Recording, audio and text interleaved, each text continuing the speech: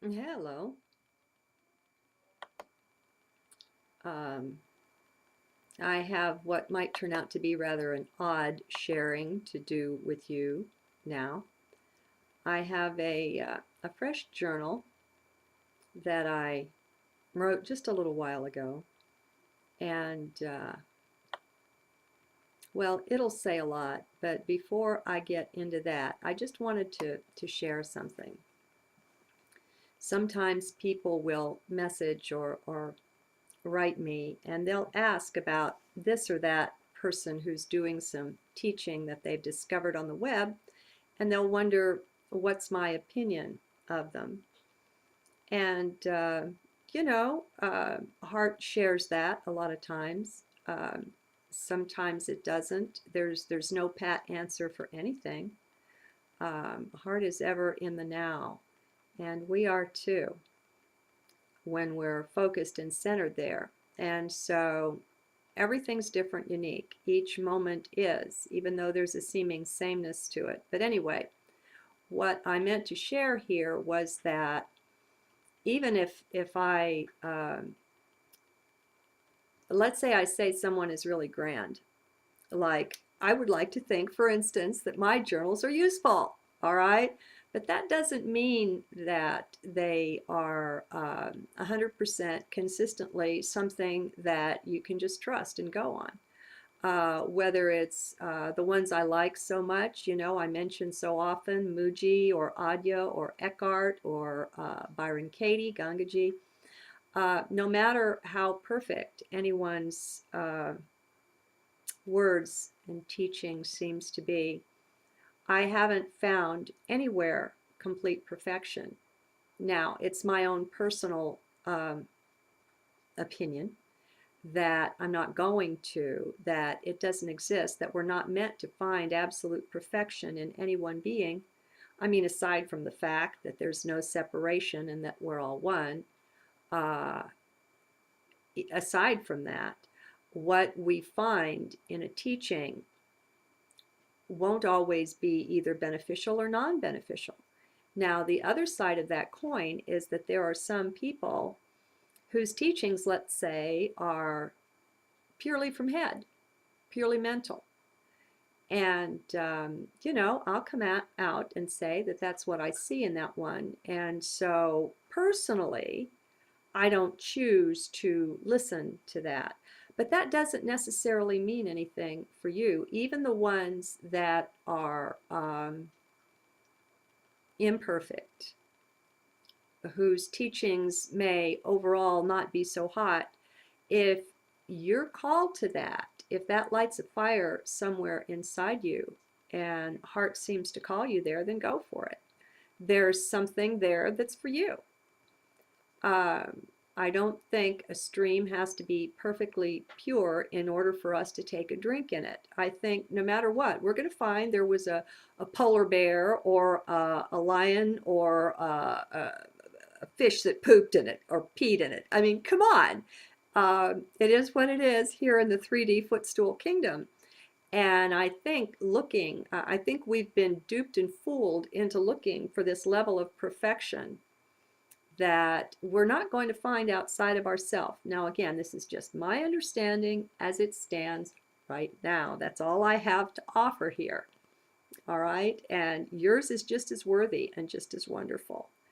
But I do enjoy sharing here. It helps me a lot because unless I go to the journal with things, I don't get these understandings, just like anybody else. I tend to cycle things round and round, and even though it's maybe more in heart than it is in head, it's still, there's a magic in sharing, whether it's just privately with your journal or whether you go public with it or whatever. There's something, some kind of magic there that I don't understand. It doesn't matter, it works. Okay, so I use it anyway. So when people are wondering how to make a judgment, who to trust, what's right, what's wrong, never mind all this 2012 garbage that's got the addition of that emotional, stuck right up the middle of it, that it's hard to touch on things like that and get a clear reading. just because of the emotional undercurrents. But just if you're looking at this teacher or that, or even within a certain one's website, if you're looking at this video or that, uh, which one has a message that's worthy of trusting. Always go to your heart. Always, always, always. The person doesn't have to be perfect to have a message that's perfect for you. I guess that's what I'm trying to say here. Your heart will lead you where you need to be when you need to be there. And the gifts will be strewn all around you. And so I think we need to quit making so many mind judgments on this one is perfect and that one is not. We still have to make our own, we've got to develop our own internal sonar or guidance system. There are many more people than not that I don't listen to their stuff. I'm just not interested, because sometimes I'll just go to somebody's website and just the energy, without reading or looking at a thing, just the energy there says, no, you don't need to be here. And so I leave. It's not always extreme like that, but internal guidance works the way it works. And that too is going to be unique for you. And so I think the most important thing that can be given is to support somebody in finding their own way. Not that we've got to go outside looking for a way that somebody else has delineated for us. There's all the scouts and guides and explorers and adventurers that are turning in their reports on consciousness and what they found and what their understanding is, or whatever being they're connected up with, and all of that kind of thing. I don't suggest vesting belief in any of them. I don't care how pure and how perfect.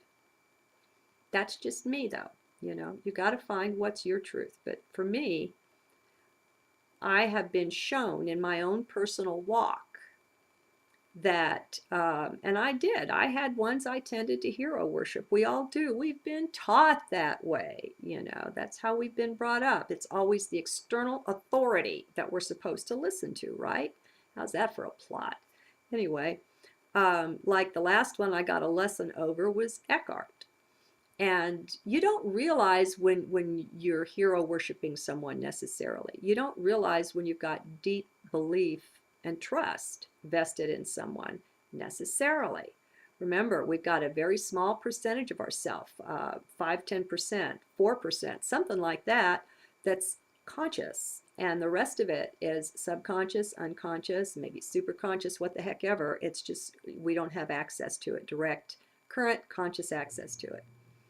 Doesn't mean it's there, but as far as the conscious mind goes, it might as well not be there because it doesn't have access to it.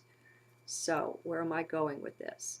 I was shown and surprised when, and I don't remember what Eckhart said, what the teaching was, where I realized, gee, he's not quite right on that, I seem to have a better understanding of that, and I remember being surprised that he didn't.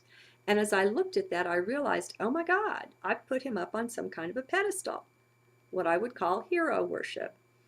And it hurt, because we get comfortable with our heroes, because in a way we get to thinking in the background there, oh, they've done it for me. I don't have to do it. All I need to do is go to them. They've done it all, and I just have to listen to them, and I'll do that when I get around to it, and then I'll have it too.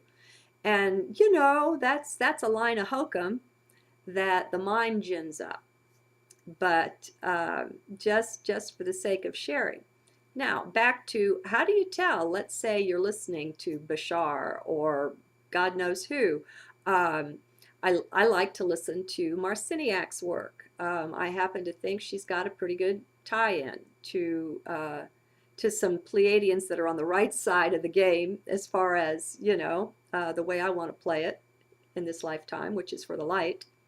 But anyway, even if you're listening to someone that you trust, don't vest belief in what you're hearing. The Pleiadians come through and say, we trick you sometimes, and we do it on purpose because you need to be tricked. and you don't realize when we're doing it and why we're doing it, and we're not going to tell you. But they're trying to help people develop an internal reliance. You know, that sonar that I was talking about, that's what's going to take us into the new age, is our own internal guidance system. We are all fully equipped. We don't need external teachers for anything.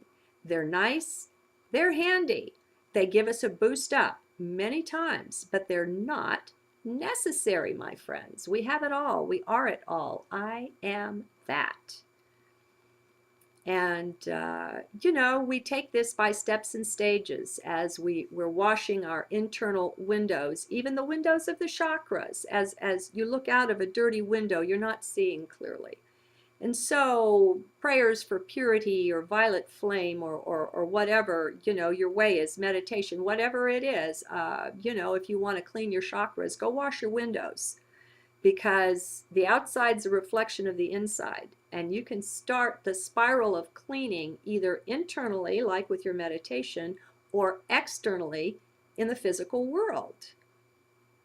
And it comes to the same thing in the end, because they're not separate. All right, this is funny. I have this journal to read for you, and yet I still haven't shared the little gem that I wanted to share at the front of it, purity. What I'm finding is that as we cleanse, purge, and purify, and just living life on the spiritual path will see to this. It will happen.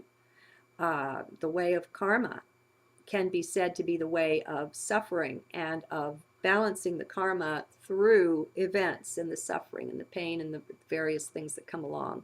So even if you're not actively doing anything but that, there's still a cleansing that's taking place if you're on the path, if you're, you know, spiritually oriented. So how do you know when you can trust? The cleaner you are, the purer your perception is going to be. It's just like saying the cleaner the windshield is, the better the view is going to be of what's really there. And that's kind of a simple thing, but I think that's what I wanted to share. And we understand deep inside ourselves, in the heart, there's a part of us that knows our level of purity. And I'm not saying we have access to this with the conscious mind, but you know, we've got a general notion. Generally, stay out of the mind with this, because the mind is where arrogance resides. That's maybe the origin of it. I don't know, but the heart has a sensing. You can't tell by how your life is going. I mean, look at the life of Jesus Christ. Whether he lived or not is another matter. Look at that life that we've been shown and given. And did he deserve all the pain, the punishment, the suffering? You cannot judge by external appearances and by what's happening in your life, whether you're a good guy or not, much less what your level of light or purity is. So I guess I really kind of wandered with this. But I think I just wanted to share that it's probably a good idea not to trust too much in your outer self in any event, whether you think you're pure